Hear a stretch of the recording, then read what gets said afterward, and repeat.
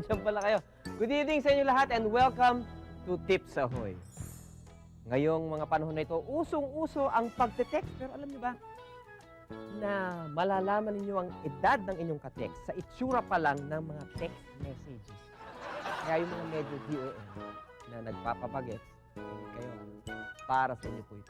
Una-una, pag kasi bagets, medyo maiksi yung text. Halimbawa, hi, hello, musta. Pag medyo damatan, mahaba-haba. Ano, kumusta na? O kaya, ano balita sa'yo? Kung minsan naman, ang dami-dami mga sentences. Halatang nag-tipid sa pag-send. Kaya pag gusto niyo magpabagets, pag-aralan ninyo ang lengguwahe nila. Tulad ng, halimbawa, where you, di ba? Where you. W-E-R-U, yung where you. Kaya, what's up? Yan. At saka, mwah. Di ba? O, pangalawa naman, pag matanda yung nag-text, buo yung spelling ng words. Di ba? Pag bagets kasi punong-puno ng abbreviation at kung ano-ano mga shortcuts. Halimbawa, ang salitang dito nagiging D2. Ang inform ay N for M. Inform.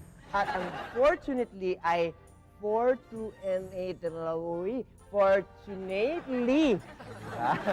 Yung mga hindi na bagets, nagtatry din mag-shortcut pero ang hirap basahin. Akala kasi nila, basta na lang pwedeng alisin lahat ng mga vowels, pwede na. Pag binasa mo, parang Babylonia ng dating mga kaibigan. May nagpapa-impress pa.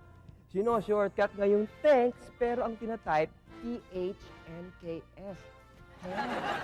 Inalis pa niya yung A, dapat kasi T-N-X lang. Thanks. Pwede na yun. Alright. Pangatlo, choice of words. Mas taglish ang mga bagets kung mag-text.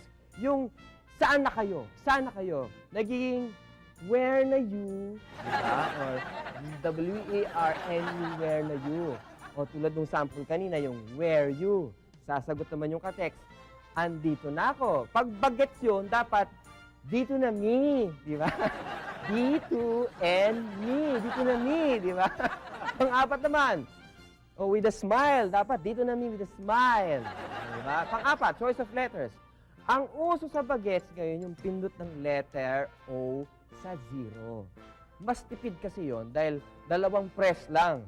Kaya madalas makikita mo na lang ang text nila, puro capital ang letter O, zero ang ginamit doon.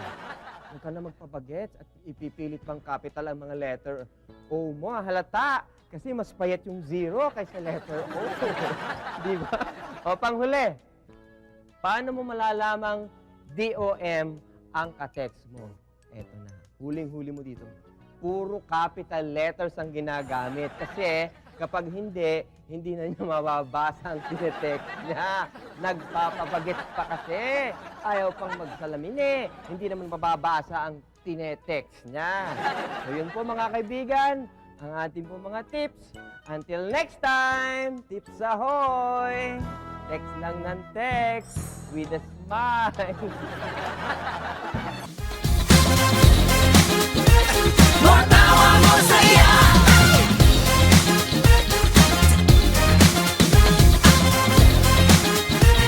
More